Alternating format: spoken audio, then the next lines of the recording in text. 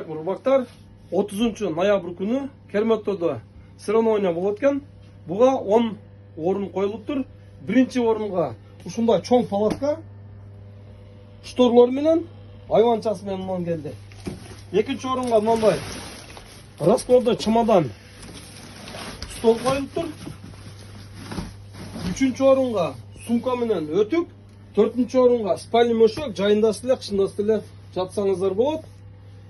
Бешинчи орунга зонт, сумочкасы менен бул деле.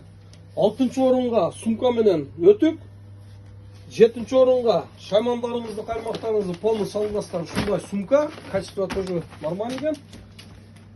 Так, 8-нчи орунга шампура менен сумка. 9-нчу орунга Маринкага жана көлгө иштеткени ушундай жеңил өтө сонун катушка менен чехол.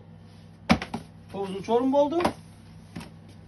Акыркы орунга 10-нчу орунга ушундай чехол менен обычный каймак, донка и поплавок иштесеңиздер болот.